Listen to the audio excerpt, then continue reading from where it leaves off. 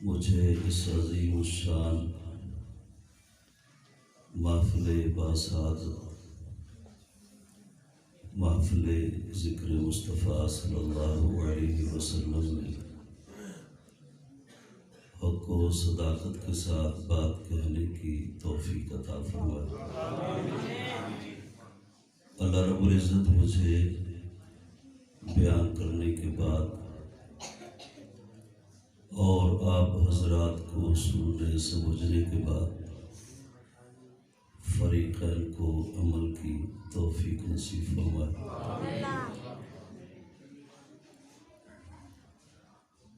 قرآن مجید فرقان حمید کا چوتھا پارہ، رب کائنات نے ارشاد فرمایا وَاذْكُرُوا نِعْمَتَ اللَّهِ عَلَيْكُمْ، اور یاد کرو اللہ کی نعمت کو جو اس نے تم پر کی۔ یقیناً رب کائنات نے انسان کو بہت ساری نعمتوں سے نوازا۔ زمین اللہ تعالیٰ کی نعمت ہے، آسمان اللہ تعالیٰ کی نعمت ہے، چاند اللہ تعالیٰ کی نعمت ہے، سورج اللہ تعالیٰ کی نعمت ہے، بدلتے ہوئے موسم یہ بھی اللہ تعالیٰ کی نعمت ہے۔ اسی طرح ہوائیں، فضائیں یہ بھی اللہ تعالیٰ کی نعمت ہیں۔ انسان کے کھانے پینے کی بہت ساری اشیاء رب کائنات نے پیدا فرمائی، یہ بھی اللہ تعالیٰ کی نعمتیں ہیں۔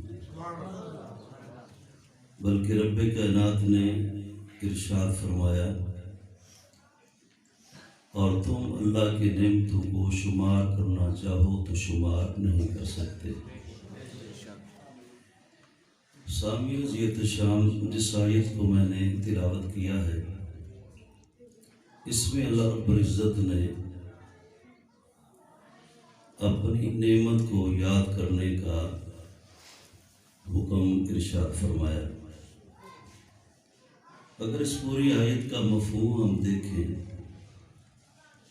تو اس میں وہ عظیم نعمت کا ذکر ہے، اللہ کی وہ عظیم نعمت امام الانبیاء صلی اللہ علیہ وسلم کی ذات ہے۔ گویا اس آیت میں اس طرف بھی اشارہ ہے کہ میرے محبوب صلی اللہ علیہ وسلم کا ذکر کرو، حضور کی خلقت، حضور کا میلاد، حضور کی رضاعت، حضور کا اعلان نبوت، حضور کی جوانی، گویا کہ میرے محبوب صلی اللہ علیہ وسلم کا کثرت کے ساتھ ذکر جمیل کرو۔ نبی دو عالم صلی اللہ علیہ وسلم کی خلقت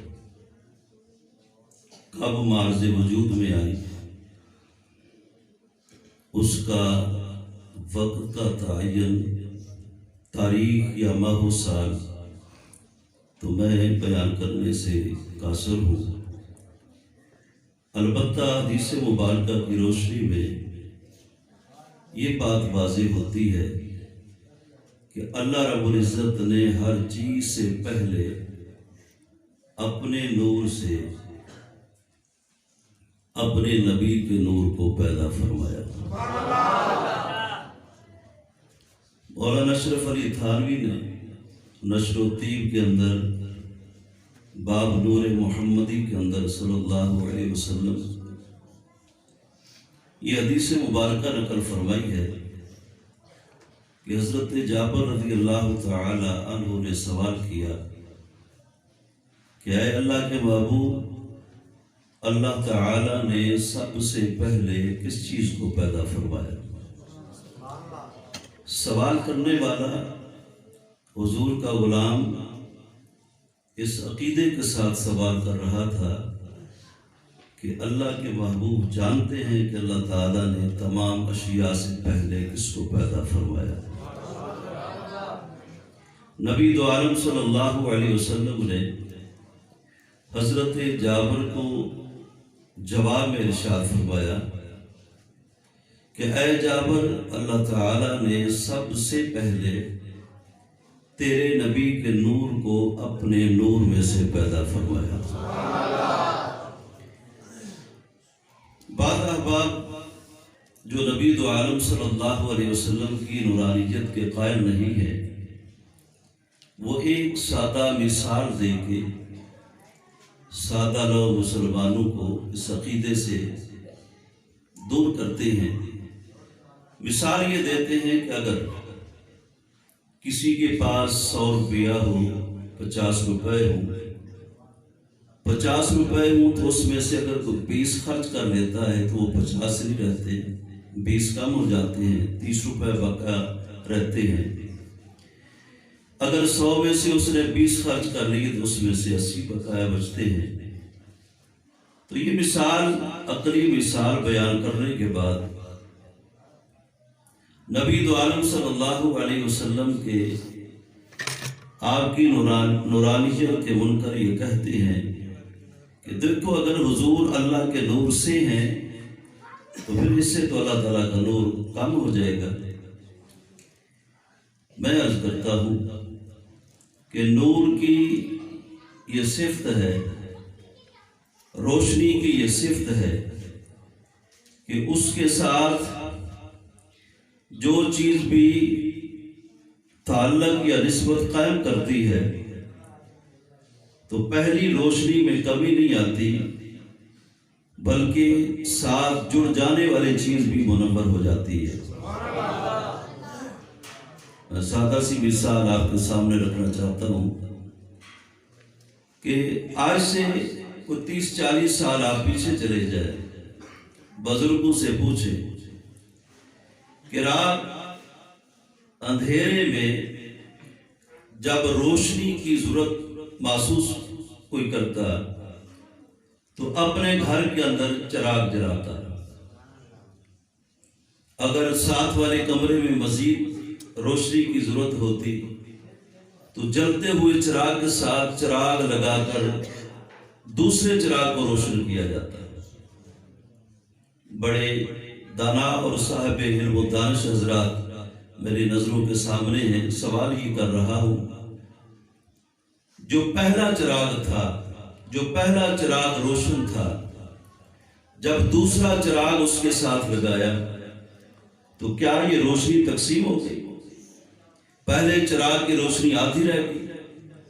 حقیقت یہ ہے کہ پہلے چراغ کی روشنی اسی طرح برقرار رہی، البتہ دوسرا چراغ جب اس چراغ کے ساتھ لگا تو وہ بھی روشن ہو گیا۔ جس طرح ایک چراغ سے دوسرا چراغ جلایا جائے تو پہلے چراغ کی روشنی میں کمی نہیں آتی، رب نے اپنے نور سے مصطفیٰ کے نور کو پیدا فرمایا، رب کے نور کے اندر کمی نہیں آتی۔ دوسری مثال عرض کرتا ہوں تاکہ بات اچھی طرح ذہن نشین ہو جائے۔ دیکھیں، سورج جب چمکتا ہے ہر چیز کو روشن کر دیتا ہے۔ سورج کا نور، سورج کی روشنی ہر چیز کو منور کر دیتی ہے، یہاں تک کہ ریت کے ذرے ذرے کو روشن کر دیتی ہے، ریت کے ذرے ذرے کو روشن کر دیتی ہے۔ تو اس کا مقصد کیا ہوا کہ ریت کا ذرہ ذرہ سورج کی روشنی لے رہا ہے، درخت سورج کی روشنی لے رہے ہیں، مکان سورج کی روشنی لے رہے ہیں، تو پھر سورج کو تو بالکل سیاہ ہو جانا چاہیے۔ سورج اپنی روشنی پر اسی طرح پھیلا رہا ہے، سورج اپنا نور اسی طرح بکھیر رہا ہے، تو پتہ یہ چلا کہ نور کی صفت یہ ہے، اس کے ساتھ جو چیز بھی جڑ جاتی ہے وہ نور، وہ روشنی خود بھی ہوتی ہے، اس کو بھی منور کر دیتی ہے۔ نبی دو عالم صلی اللہ علیہ وسلم کی خلقت حضرت آدم علیہ السلام سے کئی ہزار سال پہلے اللہ نے اپنے نور سے نبی علیہ السلام کے نور کو پیدا فرمایا۔ وَاذْكُرُوا نِعْمَتَ اللَّهِ عَلَيْكُمْ، کیونکہ اس نعمت سے مراد نبی اکرم صلی اللہ علیہ وسلم کی ذات ہے، تو گویا اس آیت میں اس بات کی طرف بھی اشارہ ہے کہ حضور کی خلقت کا بھی ذکر کرو، حضور کے میلاد کا بھی ذکر کرو۔ میلاد عربی کا لفظ ہے جس کا معنی ہے پیدا ہونا، جس کا معنی ہے پیدائش، ولادت۔ نبی دو عالم صلی اللہ علیہ وسلم کا میلاد، اور آج ہم سب مل کر حضور سرور کونین صلی اللہ علیہ وسلم کا میلاد کا ذکر کر رہے ہیں، سن رہے ہیں، سنا رہے ہیں۔ یہ بہت بڑی سعادت مندی کی بات ہے۔ میں یہ عرض کرنا چاہتا ہوں کہ میرے کریم آقا صلی اللہ علیہ وسلم کا جس دن میلاد ہوا، سوموار کا دن، 12 ربیع الاول کی تاریخ، اور واقع فیل کے 55 دن بعد ماہ ربیع الاول 12 تاریخ کو میرے کریم کا میلاد ہوا۔ جس طرح میرے نبی کا میلاد ہوا، یعنی ولادت باسعادت ہوئی، اس سے پہلے کسی بچے کی اس طرح ولادت نہیں ہوئی، حضور کے بعد بھی کسی بچے کی اس طرح ولادت نہیں ہوئی۔ آپ سوال کریں گے کہ وہ کیسے؟ جب عورت پہ یہ موت و زیست، حیات و زیست کا یہ وقت آتا ہے، اس کے لیے بڑی مشکل ہوتی ہے، تو اس کی مدد کے لیے محلے کی خواتین یا ہاسپٹل کی خواتین اس کی مدد کے لیے آتی ہیں۔ جب امام الانبیاء، تاجدار عرب و عجم، رحمت کائنات صلی اللہ علیہ وسلم کا میلاد ہوا، تو حضرت آمنہ کی پڑوس کی کوئی عورت نہیں آئی، بلکہ رب کائنات نے قبروں سے 4 عورتیں اٹھا کر حضرت آمنہ کے گھر بھیج دی۔ 4 عورتیں۔ حضرت آمنہ رضی اللہ تعالی عنہ فرماتی ہے، میں کمرے کے اندر تھی، 4 قد آور عورتیں، جس طرح کھجور کا درخت طویل ہوتا ہے، اسی طرح قد آور 4 عورتیں میرے مکان میں داخل ہوئی۔ فرماتی ہیں کہ مجھے یوں محسوس ہو رہا تھا جیسے یہ عبد مناف کی بیٹیاں، لیکن آپ فرماتی ہیں کہ میں نے ایک خاتون سے پوچھا تم کون ہو؟ تو اس خاتون نے کہا میرا تعارف یہ ہے کہ میں تمام انسانوں کی ماں ہوں، حوا میرا نام ہے، میں آدم علیہ السلام کی زوجہ ہوں۔ تم کیسے آئی ہو؟ حوا تو کئی صدیاں پہلے گزر گئی، قبر میں چلی گئی۔ تو حضرت حوا نے کہا کہ جس نبی کے نام کے وسیلہ سے اللہ نے آدم علیہ السلام کی دعا کو قبول کیا تھا، اس نبی کا آج میلاد ہے، اور رب کائنات نے مجھے داعیہ بنا کے بھیجا کہ جا اس میرے محبوب کے میلاد کی داعیہ بن کے جا۔ میں ایک دائی کے فرائض سر انجام دینے کے لیے آئی ہوں۔ حضرت آمنہ رضی اللہ تعالی عنہا نے دوسری خاتون سے سوال کیا، تم کون ہو؟ تمہارا تعارف کیا ہے؟ تو اس خاتون نے اپنا تعارف یہ کرایا کہ میں اسماعیل علیہ السلام کی والدہ ہوں، حضرت ابراہیم علیہ السلام کی زوجہ ہوں، ہاجرہ میرا نام ہے۔ اسماعیل کی ماں، ابراہیم علیہ السلام کی زوجہ، قبر سے نکل کے آئی ہوں، اللہ کا حکم ہوا ہے۔ تو اے ہاجرہ تم کیسی آئی ہو؟ کہا کہ جس نبی کے نور کی برکت سے میرا بیٹا اسماعیل ذبح ہونے سے محفوظ رہا، آج مجھے اللہ نے یہ خبر دی ہے کہ اس نبی کا میلاد ہو رہا ہے، تو اللہ نے مجھے حکم دیا آج میں اس نبی کی دائی بن کے تیرے گھر آئی ہوں۔ 2 خاتون ہوئی، اور تیسری خاتون، اس سے پوچھا گیا تم کون ہو؟ تو اس خاتون نے بتایا کہ میں حضرت عیسیٰ علیہ السلام کی ماں ہوں، والدہ ہوں، اور مجھے بھی اللہ نے حکم دیا ہے کہ آج میرے نبی کا میلاد ہے، آج میرے محبوب کا میلاد ہے، تو جاؤ دائی کی حیثیت سے آج آمنہ کے گھر میں داخل ہو جائے۔ یہ 3 عورتیں اپنا تعارف کرا چکی۔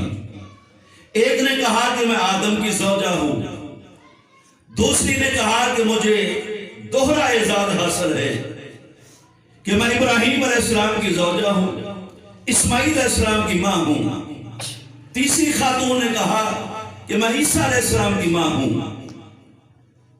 یہ تعارف سننے کے بعد چوتھی خاتون کی طرف حضرت آمنہ رضی اللہ تعالی عنہا نے جب توجہ کی اور سوال کیا تیرا تعارف کیا ہے، تو کس نبی کی بیوی ہے، تو کس نبی کی ماں ہے؟ تو اس نے کہا کہ میں نہ نبی کی ماں ہوں نہ نبی کی زوجہ ہوں۔ کہا کہ پھر تیرا تعارف کیا ہے؟ اس خاتون نے کہا میرا تعارف یہ ہے کہ میں فرعون کی بیوی آسیہ ہوں۔ کہا کہ فرعون جو دشمن موسیٰ علیہ السلام تھا اس کی بیوی۔ اس نے کہا کہ ہاں، وجہ یہ ہوئی کہ میں نے موسیٰ علیہ السلام کو پالا، اس کی پرورش کی۔ جب یہ بڑے ہو گئے اور اعلان نبوت کیا تو میں نے موسیٰ علیہ السلام کے دین کو قبول کر لیا اور موسیٰ علیہ السلام پر ایمان لے گیا۔ میرے شوہر فرعون کو پتہ چلا، اس کا نام تھا ولید بن مصعب۔ کہا کہ میرے شوہر کو پتہ چلا کہ اس نے میرا دین چھوڑ دیا ہے، آباء و اجداد والا دین چھوڑ دیا ہے اور موسیٰ علیہ السلام کے دین کو قبول کر لیا ہے، تو اس نے مجھ پر ظلم و ستم شروع کر دی۔ کہا کہ دیوار کے ساتھ کھڑا کر کے میرے جسم میں وہ میخیں لگاتا رہا، میخیں گاڑتا رہا، ہر قسم کا ظلم کرتا رہا۔ اور بالآخر ایک دن ایسا بھی آیا جب اس نے میرے ہاتھ میں رسے ڈالے، پاؤں میں رسے ڈالے اور کھینچ کر درختوں کے ساتھ یا کسی اور شاخ کے ساتھ باندھ دیا۔ میرا جسم زمین سے اوپر اٹھا ہوا تھا، معلق تھا، اور اس نے اپنے سپاہیوں کو کہا کہ اس کو زور سے مارو اور اس وقت تک مارتے رہو جب تک یہ دین موسیٰ علیہ السلام سے انحراف نہیں کرتے۔ کہا کہ انہوں نے مارنا شروع کیا، زمین سے میرا جسم اٹھا ہوا تھا، وہ مجھے مار رہے تھے، تو میں نے آسمان کی طرف نگاہ اٹھا کے عرض کی مولا جو تیرے نبی کے دامن میں آ جائے، جو تیرے نبی پر ایمان لے آئے، جو تیرے نبی کے دین کو قبول کر لے، کیا دنیا میں اس کے ساتھ یہی سلوک ہوتا ہے؟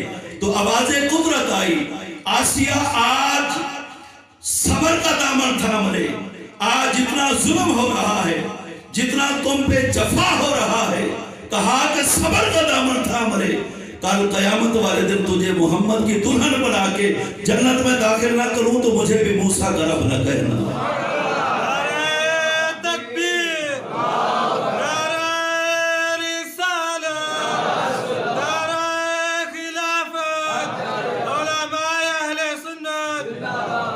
تو دیکھیے کسی کی دائی کوئی پڑوس میں عورت بنتی ہے، کوئی ہاسپیٹل میں نرس بنتی ہے۔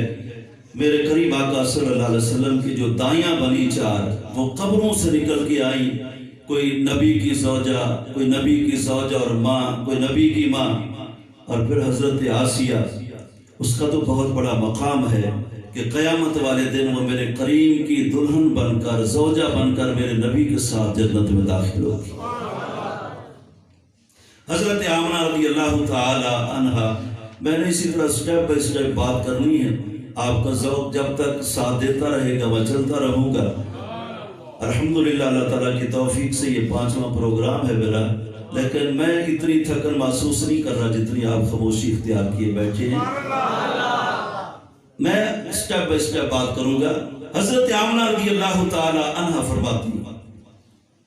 فرماتی ہیں کہ میں مکان کے اندر تھی، اچانک میں نے صحن کی طرف دیکھا تو میرے صحن کے اندر بہت زیادہ روشنی تھی، بہت زیادہ روشنی تھی۔ آپ فرماتی ہیں کہ میں باہر نکلی، میں نے دیکھا کہ اتنی روشنی کہاں سے آ گئی۔ چاند کی روشنی تو نارمل، اور یہ روشنی تو بہت زیادہ ہے. یہ روشنی کیسی ہے؟ حضرت آمنہ فرماتی ہیں کہ یہ بات دیکھنے کے لیے میں جب باہر نکلی تو میں دیکھ کر حیران رہ گئی کہ اللہ تعالیٰ نے جو آسمان کے ستارے تھے ان کو میرے گھر کے بالکل قریب کر دیا. مواہب شریف کے اندر یہ روایت موجود ہے. تو گویا میں یہ اس سے استدلال پیش کرتا ہوں کہ نبی علیہ السلام کے میلاد کے موقع پر ہم اپنی استطاعت کے مطابق چراغاں کرتے ہیں، رب نے اپنی قدرت کے مطابق چراغاں کیا روشنی. آسمان کے ستارے اپنی جگہ قائم نہ رہے بلکہ اللہ کے حکم سے قریب آ گئے. حضرت آمنہ فرماتی ہیں قریب تھا، میں نے یہ محسوس کیا کہ کوئی ستارہ میرے اوپر نہ گر. فرماتی ہیں کہ میں مکان کے اندر داخل ہو گئی اور وقت ولادت قریب آیا. فرماتی ہیں کہ خرج منی نور، خرج منی نور، مجھ سے نور نکلا، مجھ سے نور نکلا، مجھ سے نور نکلا. فرماتی ہیں کہ اس نور کا مجھے فائدہ یہ پہنچا کہ میں مکہ المکرمہ میں اپنے مکان کے اندر بیٹھ کر میں نے ملک شام کے محلات کو دیکھ لیا، ملک شام کے محلات کو دیکھ لیا. اور فرماتی ہیں کہ میں نے یہ بھی دیکھا کہ ایک علم، ایک جھنڈا مشرق کے اندر نصب کیا گیا ہے، دوسرا جھنڈا مغرب میں نصب کیا گیا ہے، اور تیسرا جھنڈا سقف کعبے کی چھت پہ نصب کر دیا گیا. اچھا، یہ بھی مواہب کے اندر ہے. اور اسی طرح الشمامہ کے اندر نواب صدیق حسن خان بھوپالوی آل حدیث حضرات کے بہت بڑے چوٹی کے عالم ہیں، وہ اس روایت کو نقل کرتے ہیں کہ حضور کے میلاد کے موقع پر 3 جھنڈے لگائے گئے. ایک جھنڈا مشرق میں، دوسرا جھنڈا مغرب میں، اور تیسرا جھنڈا کعبے کی چھت پر. فرماتی ہے کہ میں نے وہ بھی دیکھ لیے.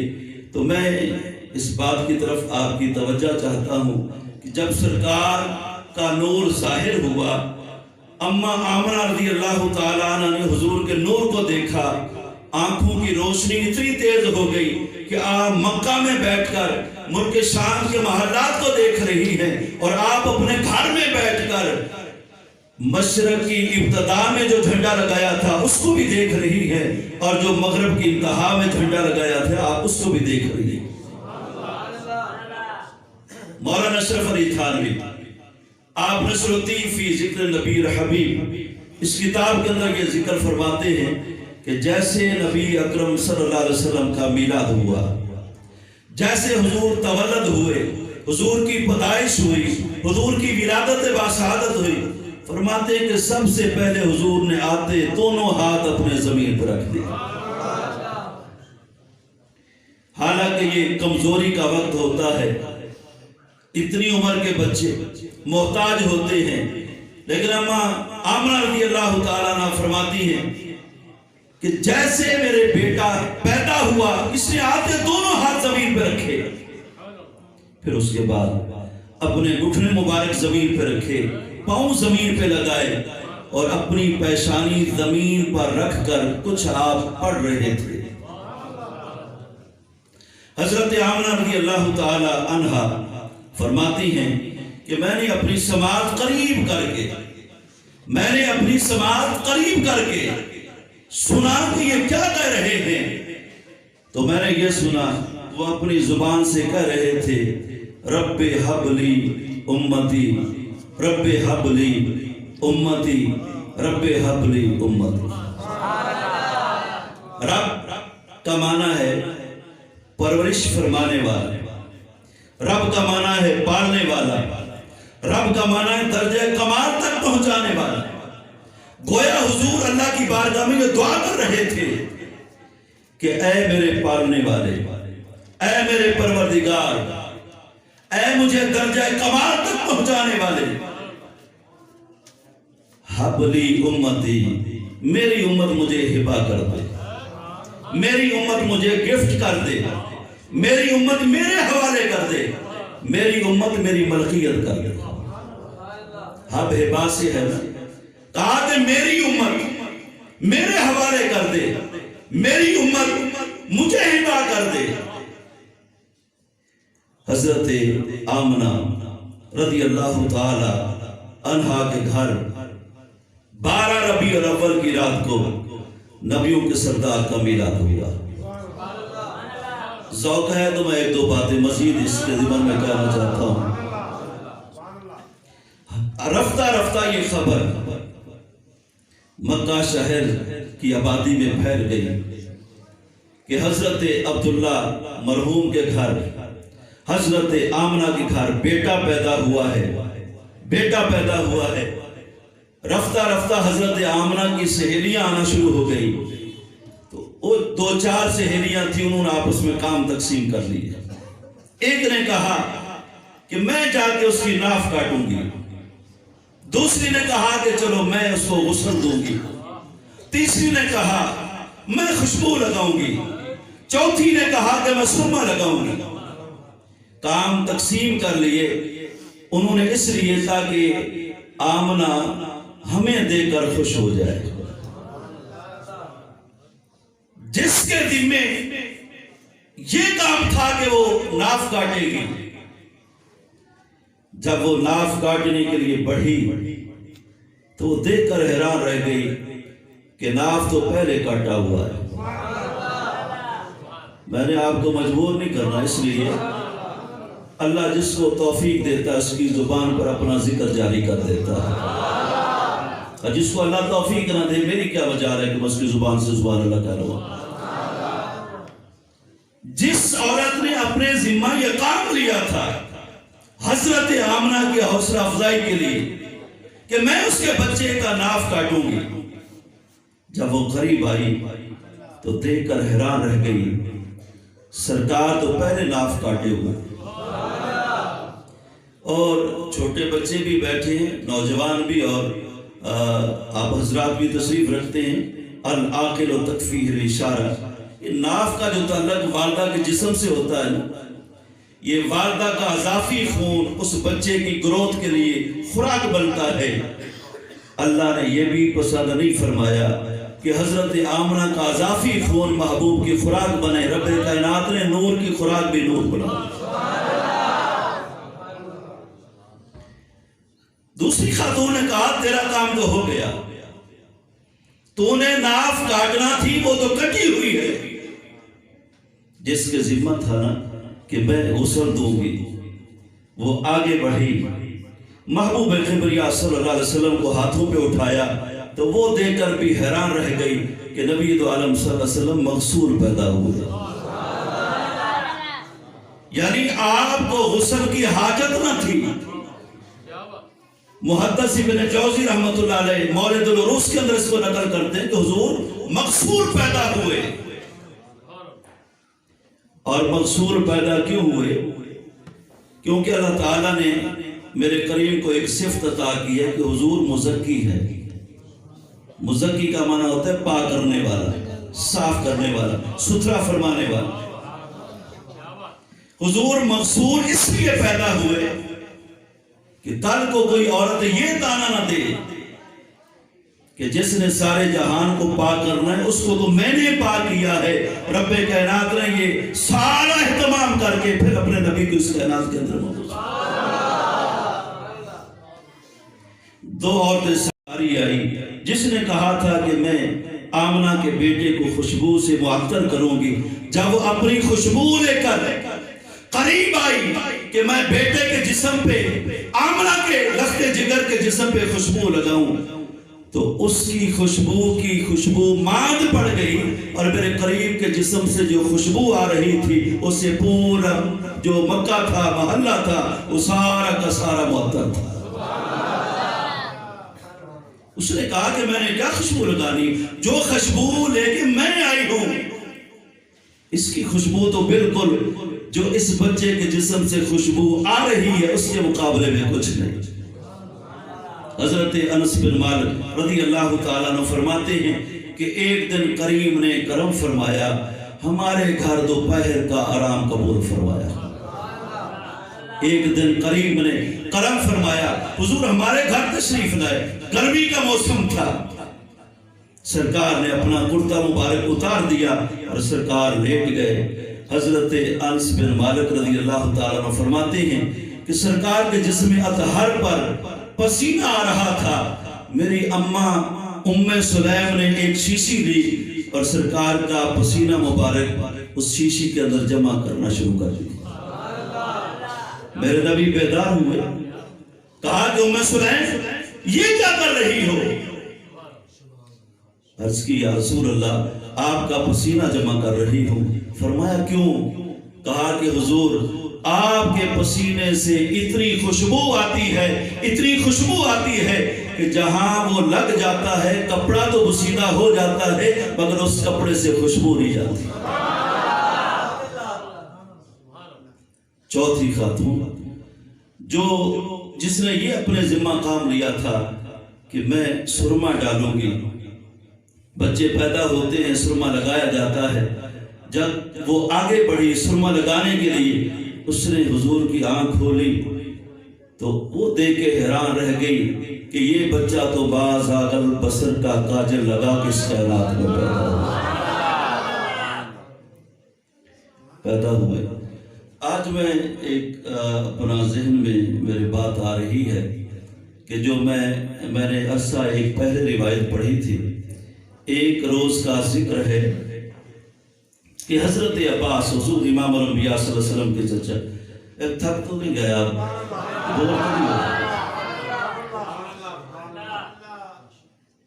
حضرت عباس ایک دن حضرت آمنہ کے گھر آئے کہ میں اپنے بھتیجے کی زیارت کر کے آؤں، میں اپنے بھتیجے کی زیارت کر کے آؤں۔ شام کا یا رات کا وقت تھا۔ حضرت عباس جیسے حضرت آمنہ کے گھر میں داخل ہوئے تو وہ دیکھ کر حیران رہ گئے کہ اماں حلیمہ نے حضور کو کپڑے کے اندر لپیٹا ہوا تھا اور سرکار کی یہ انگلی مبارک کپڑے سے باہر تھی اور سرکار کا جھولا ادھر جاتا، انگلی آسمان کی طرف اٹھی تھی، آسمان کا چاند بھاگ کر اس طرف چلا جاتا، حضور کا جھولا اس طرف جاتا، حضور کی انگلی اٹھی ہوئی تھی، آسمان کا چاند بھاگ کر ادھر ہو جاتا۔ اس منظر کو دیکھ کر حضرت عباس واپس آ گئے۔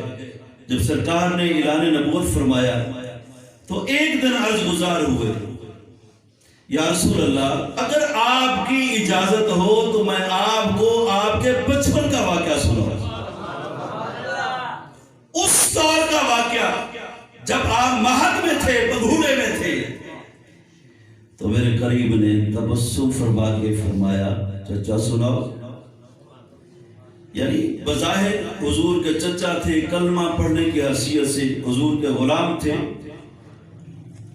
کہا کہ چچا سناؤ کیا واقعہ ہے جو میرے بچپن کا آپ مجھے سنانا چاہتے ہیں۔ تو پھر حضرت عباس نے یہی واقعہ سنایا کہ آپ بگھوڑے میں لیٹے ہوئے تھے، آپ کی انگلی آسمان کی طرف اٹھی ہوئی تھی، پنگھوڑا ادھر جاتا، آسمان کا چاند بھاگ کر بھی ادھر چلا جاتا، یہ پنگھوڑا ادھر جاتا تو آسمان کا چاند بھاگ کر ادھر آ جاتا۔ میرے قریب نے کہا کہ چچا میں اس پر تمہیں یہ متنبہ کرنا چاہتا ہوں کہ یہ آسمان کا چاند میری انگلی کے اشارے پہ رقص کیوں کر رہا تھا، ادھر کیوں آ رہا تھا، ادھر کیوں جا رہا تھا۔ کہا کہ رب کائنات نے چاند کو حکم دیا تھا کہ اے چاند تو نے میرے محبوب کو رونے نہیں دینا، تو اس سے باتیں کر اور میرا محبوب تو اس سے باتیں کر رہا ہے۔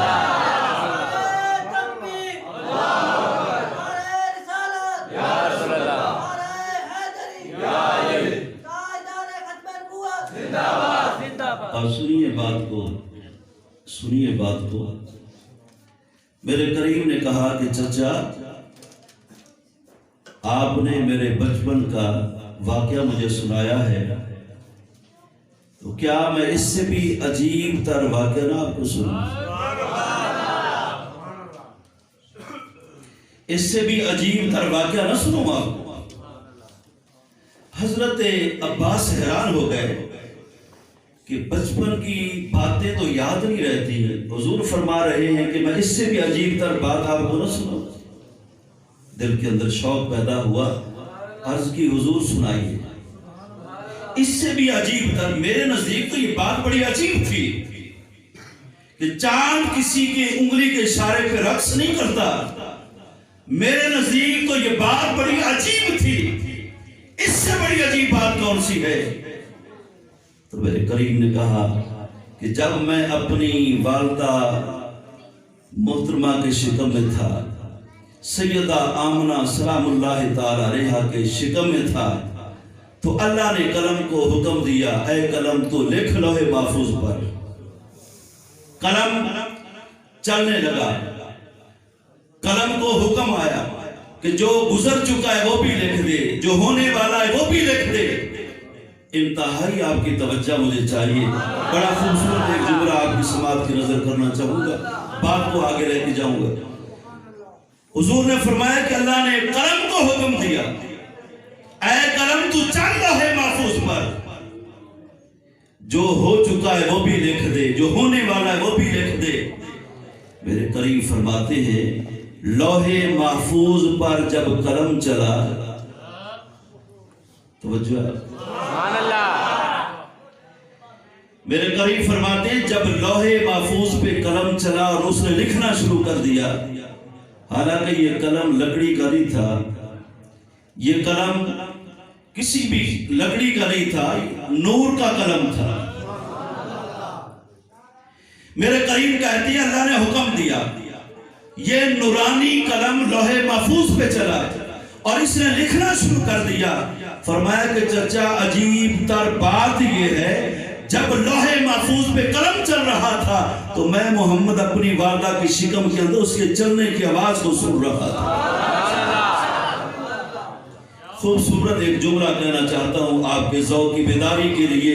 نبی ماں کے شکم اطہر میں ہے، لوح محفوظ پہ چلنے والے قلم کی آواز کو سن لیتے ہیں. یہ بات بھی بعید نہیں ہے کہ گنبد خضرا کے مکین گنبد خضرا میں لیٹ کر میرا اور آپ کا درود و سلام بھی سن لیتے ہیں.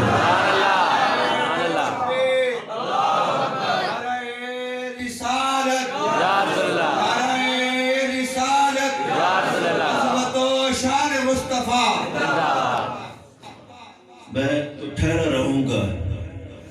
1985 سے سٹیج پر ہوں اپنے والدین کی دعاؤں سے، اور اللہ ان کو صحت و عافیت عطا فرمائے. بس ان کی دعاؤں کا صدقہ میں چل رہا ہوں.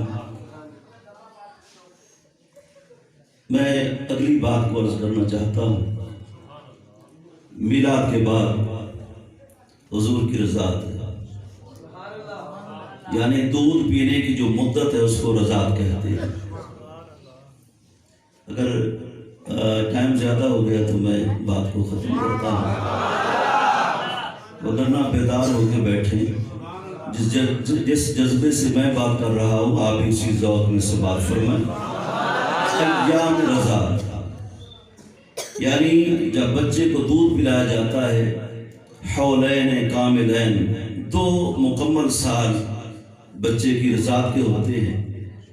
سب سے پہلے جس خاتون نے میرے کریم کو دودھ پلایا اس کا نام ہے حضرت ثویبہ. زبان پہ آ سکے تو رضی اللہ تعالی عنہ. حضرت ثویبہ نے سب سے پہلے حضور کو دودھ پلایا. یہ بات مشہور ہے، معروف ہے کہ حضرت حلیمہ سعدیہ رضی اللہ تعالی عنہ نے حضور کو دودھ پلایا. لیکن وہ بات کی بات ہے کہ جب آپ مکہ میں آئیں پھر لے کے اپنے گھر میں گئیں، وہاں بھی حضور کے ارحاس یعنی اعلان نبوت سے پہلے جو ہوتے ہیں وہ ارحاس ہوتے ہیں. ہوتا معجزہ ہے لیکن اس کو علماء اپنی زبان میں ارحاس کہتے ہیں. بہت سارے وہ واضح ہوئے. توجہ ہے آپ کی نا. ایام رضاعت سب سے پہلے حضرت ثویبہ نے نبی محتشم صلی اللہ علیہ وسلم کو دودھ پلایا. دودھ پلا کے واپس لوٹی، اپنے مالک کو کہا کہ تمہیں مبارک ہو، اللہ نے تمہارے مرحوم بھائی عبداللہ کے گھر بیٹا عطا کیا. اور امام بخاری نے کتاب النکاح کے اندر اور ذات کے مسئلہ کے اندر اس حدیث کو بیان کیا ہے. کہا کہ اللہ تعالیٰ نے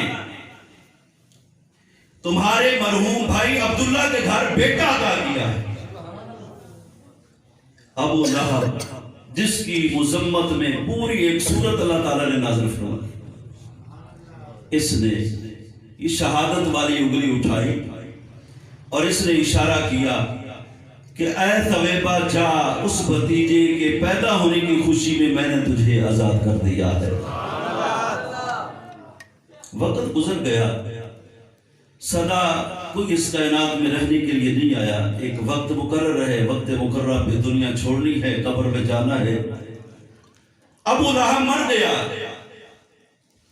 اور امام بخاری نقل فرماتے ہیں کہ اس کے بعد اہل خانہ نے اس کو خواب میں دیکھا اور پوچھا، سنا کیا گزری تیرے ساتھ؟ اس نے کہا کہ جب میں تم سے جدا ہوا ہوں مجھے کوئی خیر نصیب نہیں ہوئی، کوئی بھلائی نصیب نہیں ہوئی، بس سخت عذاب کے اندر مبتلا ہوں. البتہ سوموار والے دن، پیر والے دن میری اس انگلی سے پانی نکلتا ہے اور میں وہ چوس لیتا ہوں اور اپنے عذاب کے اندر تخفیف محسوس کرتا ہوں. ابو لہب جو دشمن رسول تھا، دشمن دین تھا، اچھا اس کے پانی اگر نکلنا ہوتا تو بائیں ہاتھ کی انگلیوں سے نکلتا یا دائیں ہاتھ کی باقی 4 انگلیوں سے نکلتا؟ شہادت والی انگلی سے پانی کیوں نکلتا ہے ہر سوموار والے دن؟ وہ اس لیے کہ یہ نبی کے میلاد پر خرچ کرنے کے لیے اٹھی تھی، ثوابہ خرید کی تھی، پھر اس کو آزاد کیا.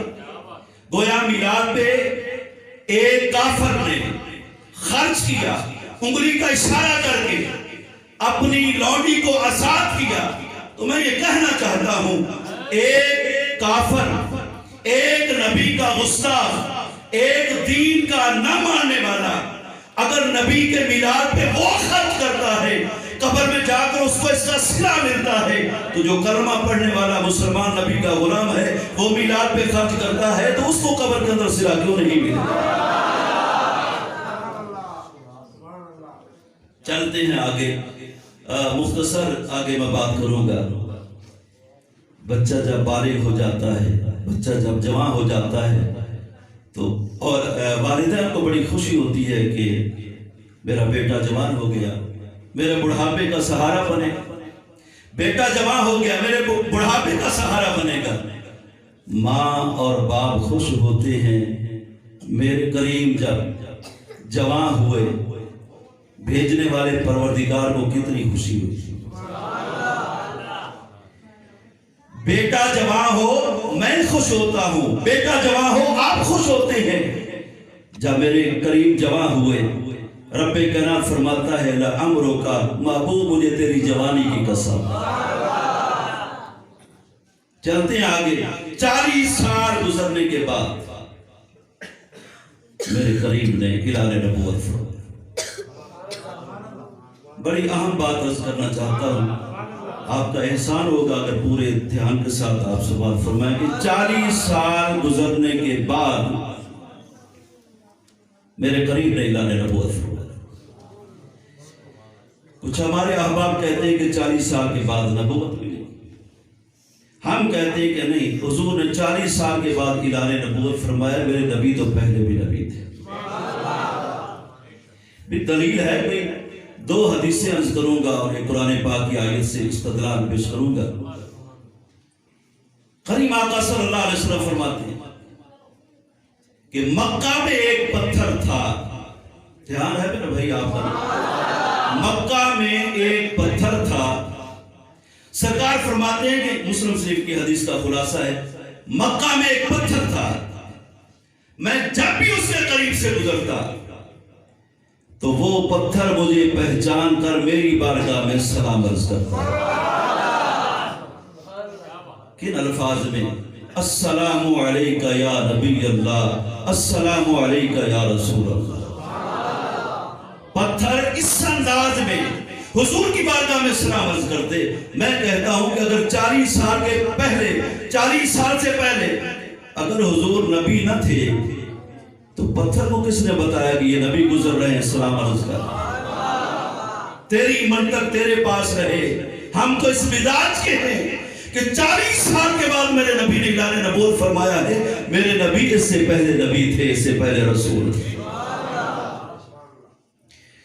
حضرت ابو ہریرہ رضی اللہ تعالی عنہ جامع ترمذی شریف جلد نمبر 2 کے اندر حدیث مبارکہ ہے.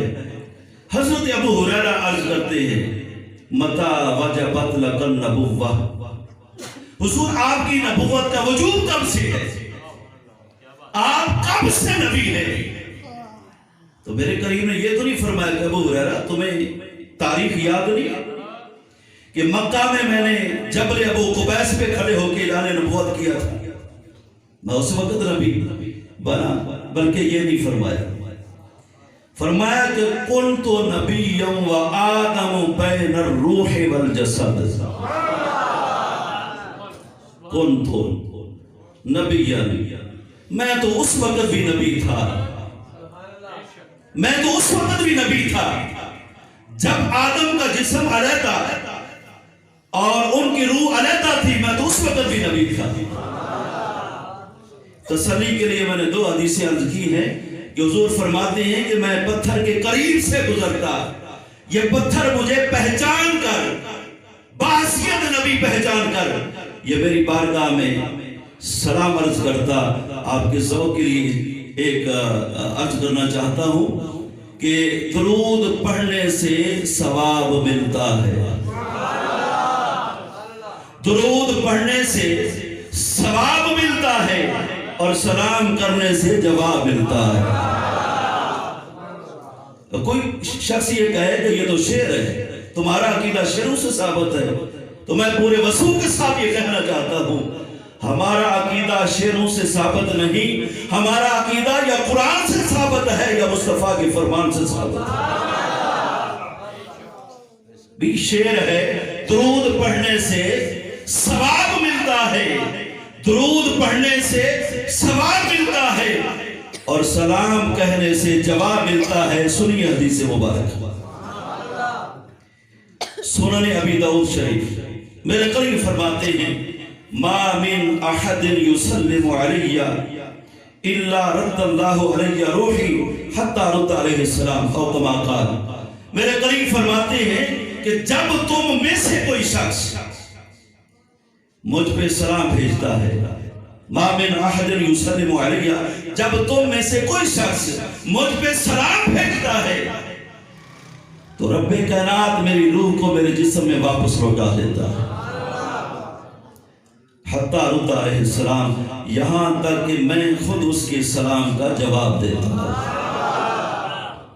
اور کبھی علماء تشریف رکھتے ہیں، بہت بڑی علمی شخصیت حضرت علامہ مولانا غلام عباس صاحب تشریف رکھتے ہیں، ان کی موجودگی میں یہ جسارت کرنا چاہوں گا حضور نے اس حدیث کو مقید نہیں بیان کیا، مقید بیان نہیں فرمایا کہ کوئی شخص میرے روزے پہ آ کے سلام کہے گا تو میں اس کے سلام کو سن کر جواب دوں گا، بلکہ آپ نے مطلق فرمایا کہ ما من احد یسلم علی، کوئی بھی میری ذات پہ جب سلام پڑھتا ہے، سلام بھیجتا ہے، سلام بھیجنے والا مکہ کا ہو، سلام بھیجنے والے مدینہ کا ہو، سلام بھیجنے والا پاکستان کا ہو، سلام بھیجنے والا انڈیا کا ہو، حضور کا غلام جہاں کہیں سے بھی سلام بھیجتا ہے، یہاں سے یہ سلام جاتا ہے اور گنبد خضرا سے مصطفیٰ کا جواب آتا ہے. چلیے وقت بہت گزر چکا ہے، تو نبی اکرم صلی اللہ علیہ وسلم کا حضور کی بعثت، حضور کی تخلیق، حضور کا میلاد، حضور کی جوانی اور حضور کی بعثت. حضور کی بعثت یہ بھی کوئی معمولی چیز نہیں ہے. حضور کی بعثت پر رب کائنات نے فرمایا لقد من اللہ علی المؤمنین اذ بعث فیہم رسولا. تاکید کے ساتھ رب کائنات نے گفتگو کا، کلام کا آغاز فرمایا. رب کائنات نے تحقیق اور تاکید کے ساتھ کلام کا آغاز فرمایا کہ بے شک اللہ نے مومنوں پر احسان فرمایا جب ان میں عظیم رسول مبعوث فرمایا۔ سامعین احترام، وقت کافی گزر چکا ہے اور آپ کے ذوق کو میں سلام کہتا ہوں اور گفتگو کو اختتامی مراحل کی طرف لاتا ہوں دعائیہ کلمات کے ساتھ۔ جس ذوق کے ساتھ نماز عشاء سے لے کر اب تک آپ بیٹھے رہے ہیں، یقیناً کسی مجبوری کے تحت آپ نہیں آئے، بلکہ سرکار کی محبت میں آپ اللہ کے گھر میں آئے۔ اور جو حضور سے محبت کرتا ہے اس کا دامن خالی نہیں رہتا، جو میرے کریم سے محبت کرتا ہے اس کا دامن خالی نہیں رہتا، بلکہ سرکار نے فرمایا کہ جو شخص مجھ سے محبت کرتا ہے قیامت والے دن میرے ساتھ مل کر جنت میں داخل ہو۔ اللہ تعالیٰ آپ کی اس محبت کو سلامت رکھے۔ جس ذوق کے ساتھ آپ نے سنا ہے، اللہ آپ کے ذوق کو سلامت رکھے۔